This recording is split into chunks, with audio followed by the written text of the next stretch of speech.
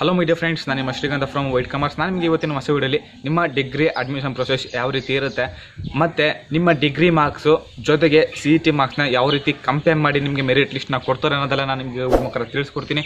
ಹಾಗೆ friends, video ಶುರು ಮಾಡೋಣ. ವಿಡಿಯೋ ಶುರು ಮಾಡೋಕ್ಕಿಂತ ಮುಂಚೆ ನೀವು ನಮ್ಮ ಚಾನಲ್ಗೆ ಸಬ್ಸ್ಕ್ರೈಬ್ ಮಾಡ್ಕೊಂಡಿಲ್ಲ ಅಂತಂದರೆ ಬೇಗ ಸಬ್ಸ್ಕ್ರೈಬ್ ಮಾಡಿ. ಹಾಗೆ ಲೈಟ್ ಪ್ರೆಸ್ಗೆ ಬೆಲ್ಲೈಕನ್ನ ಮಿಸ್ ಮಾಡದೆ ಪ್ರೆಸ್ ಮಾಡಿ.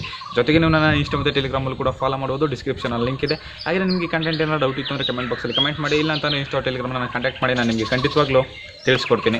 ಈಗ ವಿಷಯ ಏನಪ್ಪ ಅಂತಂದರೆ, ಎಷ್ಟೋ ಜನ ಡಿಗ್ರಿ ಆದಮೇಲೆ ಕೆಲವರಿಗೆ ಆಸೆ ಇರುತ್ತೆ ನಾನು ಮಾಸ್ಟರ್ಸ್ನ ಮಾಡಬೇಕು. ಆದರೆ ಇವಾಗ ಮೊದಲಿನ ಥರ ಇಲ್ಲ. ನಂದು ಡಿಗ್ರಿ ಕಂಪ್ಲೀಟ್ ಆಗಿದೆ, ನಾನು ಇವಾಗ ಮಾಸ್ಟರ್ಸ್ಗೆ ಅಡ್ಮಿಷನ್ ಮಾಡ್ಕೊಳ್ಳಿ ಅಂತಂದರೆ ಯಾವುದೇ ಒಂದು ಯೂನಿವರ್ಸಿಟಿ ಆಗಲಿ ಇಲ್ಲ ಯಾವುದೇ ಒಂದು ಕಾಲೇಜ್ ಆಗಲಿ ಮಾಸ್ಟರ್ಸ್ಗೆ ಅಡ್ಮಿಷನ್ನ ಮಾಡಿಸ್ಕೊಳ್ಳಲ್ಲ. ಸೊ ಅಡ್ಮಿಷನ್ ಆಗಬೇಕು ಅಂತಂದರೆ ಕೆಲವು ಪ್ರೊಸೀಜರ್ನ ಫಾಲೋ ಮಾಡಬೇಕಾಗುತ್ತೆ. ಅದರಲ್ಲಿ ಫಸ್ಟ್ ಒನ್ನು ಯೂನಿವರ್ಸಿಟಿ ಕಡೆಯಿಂದ PG ಅಡ್ಮಿಷನ್ಗೆ ನೋಟಿಫಿಕೇಷನ್ ಬರುತ್ತೆ. ಸೊ ನೀವು ನೋಟಿಫಿಕೇಷನ್ಗೋಸ್ಕರ ಕಾದು ನೀವು ನೋಟಿಫಿಕೇಷನ್ ಬಂದಮೇಲೆ ಅಪ್ಲೈ ಮಾಡಬೇಕು. ನೀವು ಆನ್ಲೈನ್ ಮುಖಾಂತರ ನೀವು PGಗೆ ಅಪ್ಲೈ ಮಾಡಬೇಕು. ಮತ್ತು ನಿಮ್ಮ ಡಿಗ್ರಿ ಮಾರ್ಕ್ಸ್ನಲ್ಲೂ ಅದಕ್ಕೆ ಅಪ್ಡೇಟ್ ಮಾಡಿಸ್ಬೇಕು. ಇನ್ನೂ ಫೈನಲ್ ಸೆಮ್ ರಿಸಲ್ಟ್ ಬಂದಿಲ್ಲ ಅಂತಂದರೆ ಅಪ್ ಟು 5th ಸೆಮ್ ತನಕನಾದರೂ ಬಂದಿರುತ್ತೆ. ಸೊ ನೀವು ಅಪ್ ಟು 5th ಸೆಮ್ ತನಕನೂ ಅಪ್ಡೇಟ್ ಮಾಡಿಸಿ ಸೊ ನೀವು ಅಪ್ಲೈ ಮಾಡಬೇಕಾಗುತ್ತೆ. ಜೊತೆಗೆ 6th ಸೆಮ್ ಬಂದಮೇಲೆ ರಿಸಲ್ಟ್ ಬಂದಮೇಲೆ ನೀವು ಅದನ್ನ ಅಪ್ಡೇಟ್ ಮಾಡಿಸಿದ್ರೆ ನಡೆಯುತ್ತೆ. ಅರ್ಥ ಆಯ್ತಲ್ವಾ? ಯೂಶಲಿ ಯೂನಿವರ್ಸಿಟಿಯವರು ಯಾವಾಗ PG ಅಡ್ಮಿಷನ್ಗೆ ನೋಟಿಫಿಕೇಷನ್ನ ಕಾಲ್ ಮಾಡ್ತಾರೆ ಅಂತಂದರೆ, so up to 6th sem exam ಬರ್ದಿರ್ತಾರೆ, ಅದು ರಿಸಲ್ಟ್ ಇನ್ನೂ ಬಂದಿರಲ್ಲ. ಸೊ ಆ ಟೈಮಲ್ಲಿ ಕಾಲ್ ಮಾಡ್ತಾರೆ. ಸೊ ನೀವು ಅವಾಗ ಯಾವುದೇ ರೀತಿ ಎದುರುಕಲ್ದೆ ಅಪ್ ಟು 5th ಸೆಮ್ ತನಕ ಯಾವ ಮಾರ್ಕ್ಸ್ನ ತೆಗೆದಿರ್ತೀರ ಅದನ್ನು ಅಪ್ಡೇಟ್ ಮಾಡಿಸಿ. ಜೊತೆಗೆ 6th ಸೆಮ್ ಮಾರ್ಕ್ಸ್ ಬಂದಮೇಲೆ ನೀವು ಅದನ್ನು ಆರಾಮಾಗಿ ಅಪ್ಡೇಟ್ನ ಮಾಡಿಸ್ಬೋದು. ನೆಕ್ಸ್ಟು ಅದಾದಮೇಲೆ ನೀವೇನೋ ಅಪ್ಲೈ ಮಾಡ್ತಾರೆ. ಅಪ್ಲೈ ಆದಮೇಲೆ ಒಂದು ಎಕ್ಸಾಮ್ ಡೇಟ್ ಅಂತ ಕೊಡ್ತಾರೆ. ನೀವು ಎಕ್ಸಾಮ್ ಹೋಗಿ ಅಟೆಂಡ್ ಮಾಡಬೇಕಾಗುತ್ತೆ. ಅದರಲ್ಲೂ ಎಕ್ಸಾಮ್ನ ಹೋಗಿ ಅಟೆಂಡ್ ಮಾಡಬೇಕಾಗುತ್ತೆ. ಎಕ್ಸಾಮ್ ಆದಮೇಲೆ ಸೊ CET ರಿಸಲ್ಟ್ ಬರುತ್ತೆ. ನಿಮಗೆ CET ರಿಸಲ್ಟ್ ಬರುತ್ತೆ. ಎಷ್ಟೆಷ್ಟು ಮಾರ್ಕ್ಸ್ ತೆಗ್ದಿರ ಅಂತ ನಿಮಗೆ ಗೊತ್ತಾಗುತ್ತೆ. ನಿಮ್ಮ CET ಮಾರ್ಕ್ಸ್ ಮತ್ತು ನಿಮ್ಮ ಡಿಗ್ರಿ ಮಾರ್ಕ್ಸ್ನ ಯಾವ ರೀತಿ ಇವರು ಕಂಪೇರ್ ಮಾಡ್ತಾರೆ ಅಂತಂದರೆ, ಸೊ ನೀವು CETಗೆ ಫಾರ್ ಎಕ್ಸಾಂಪಲ್ 50ಕ್ಕೆ 40 ತೆಗೆದಿದ್ದೀರಾ. ಇನ್ನು ಡಿಗ್ರಿಲಿ ನಿಮ್ಮದು ಟೋಟಲ್ ಅಗ್ರಿಗೇಟು 80 ಇದೆ. ಸೊ 80ಲಿ ಹಾಫ್ ಎಷ್ಟು 40. ಸೊ 50 ಎಷ್ಟು ತೆಗೆದು ಅಷ್ಟು. So 40 + 40 total 80. ಸೊ ಈ ರೀತಿ ಕನ್ಸಿಡರ್ ಮಾಡ್ತಾರೆ.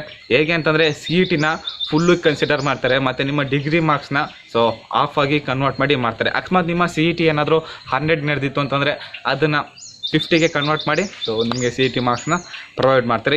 ಈ ರೀತಿ ನಿಮ್ಮ CET ಮಾರ್ಕ್ಸು ಮತ್ತು ಡಿಗ್ರಿ ಮಾರ್ಕ್ಸ್ನ ಈ ರೀತಿ ಫಿಲ್ಟರ್ ಮಾಡಿ ಸೊ ನಿಮ್ಮ ಮೆರಿಟ್ ಲಿಸ್ಟ್ನ ಬಿಡ್ತಾರೆ. ನಿಮಗೆ PG ಅಡ್ಮಿಷನ್ಗೆ ಎಷ್ಟು ರೌಂಡ್ಸ್ ಇರುತ್ತೆ ಅಂತಂದರೆ ಟೋಟಲ್ 3 ರೌಂಡ್ಸ್ ಇರುತ್ತೆ. ಸೊ ಆ 3 ರೌಂಡ್ಸಲ್ಲಿ ನಿಮ್ಗೆ ಇಷ್ಟಪಟ್ಟಿದ್ದ ಕಾಲೇಜ್ ಸಿಗ್ಬೋದು. ಇಲ್ಲ ಅಂತಂದರೆ ಸೊ ಸಿಗ್ದೇ ಇರ್ಬೋದು. ಯಾರು ಕೂಡ ಬೇಜಾರು ಮಾಡ್ಕೊಳ್ಳೋಕ್ಕಾಗಲ್ಲ. ಸೊ ಕೆಲವ್ರಿಗೆ ಸಿಗುತ್ತೆ, ಕೆಲವರಿಗೆ ಸಿಗಲ್ಲ. ಇದ್ರ ಜೊತೆಗೆ ಕೆಲವು ಯೂನಿವರ್ಸಿಟಿಲಿ ಪೇಮೆಂಟ್ ಶೀಟು ಕೂಡ ಇರ್ತವೆ. ಸೊ ಅಕಸ್ಮಾತ್ ನಾನು ಯೂನಿವರ್ಸಿಟಿ ಸೆಂಟಲ್ಲೇ ಓದಬೇಕು ಅಂತ ಏನಾದ್ರು ಆಸೆ ಇದ್ದರೆ ಸೊ ಪೇಮೆಂಟ್ನ ಮಾಡಿ ನೀವು ಯೂನಿವರ್ಸಿಟಿಲಿ ಸೀಟ್ನ ಪಡಿಬೋದು. ಇಷ್ಟೆಲ್ಲ ಆದಮೇಲೆ ಫೈನಲಲ್ಲಿ ಕ್ಯಾಶುವಲ್ ರೌಂಡ್ ಅಂತ ಇರುತ್ತೆ. ಸೊ ಅಪ್ ಟು 3 ರೌಂಡು ಕೂಡ ಮುಗಿದಾದ್ಮೇಲೆ ಫೈನಲಲ್ಲಿ ಕ್ಯಾಶುವಲ್ ರೌಂಡ್ ಅಂತ ಇರುತ್ತೆ. ಈ ಕ್ಯಾಶುವಲ್ ರೌಂಡ್ನ ಏನಕ್ಕೆ ನಡೆಸ್ತಾರೆ ಅಂತಂದರೆ, ಸೊ ಕೆಲವರು ಕಾಲೇಜಲ್ಲಿ ಸೀಟ್ ಸಿಕ್ಕಿರುತ್ತೆ, ಅವ್ರಿಗೆ ಆ ಕಾಲೇಜ್ ಇಷ್ಟ ಆಗಲ್ಲ, ಆ ಕಾಲೇಜ್ನ ಬಿಟ್ಟೋಗಿರ್ತಾರೆ.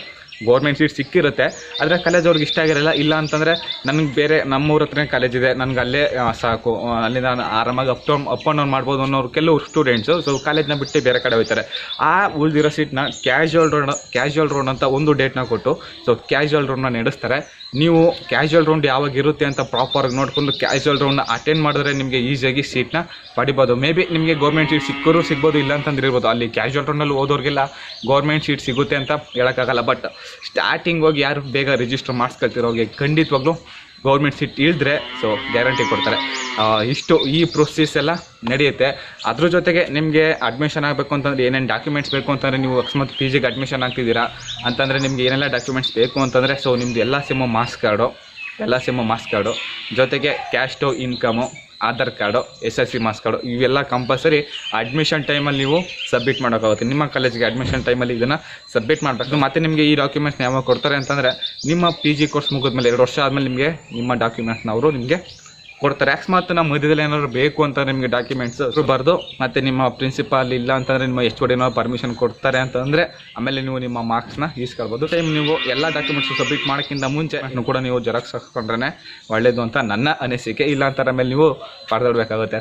ಹಾಗೆಯೇ ಫ್ರೆಂಡ್ಸ್, ನಿಮಗೆ ವಿಡಿಯೋ ಇಷ್ಟ ಆಗಿರೋ ಈಗಲೇ ಒಂದು ಲೈಕ್ನ ಮಾಡಿ. ಜೊತೆಗೆ ನಮ್ಮ ಚಾನಲ್ಗೆ ಫಸ್ಟ್ ಟೈಮ್ ವಿಸಿಟ್ ಮಾಡಿ ನಮ್ಮ ವೀಡಿಯೋಸ್ನ ನೋಡ್ತಿದ್ದೀರಾ ಅಂತಂದರೆ ಬೇಗ ನಮ್ಮ ಚಾನಲ್ಗೆ ಸಬ್ಸ್ಕ್ರೈಬ್ ಆಗಿ. ಹಾಗೆ ಲೈಟ್ ಪ್ರೆಸ್ಗೆ ಬೆಲ್ಲೈಕನ್ನ ಮಿಸ್ ಮಾಡಿದೆ ಪ್ರೆಸ್ ಮಾಡಿ. ಮತ್ತೆ ನಾನು ನೆಕ್ಸ್ಟ್ ವಿಡಿಯೋದಲ್ಲಿ ಸಿಗ್ತೀನಿ. ಅಲ್ಲಿವರೆಗೂ ಟೇಕ್ ಕೇರ್, ಬಾಯ್.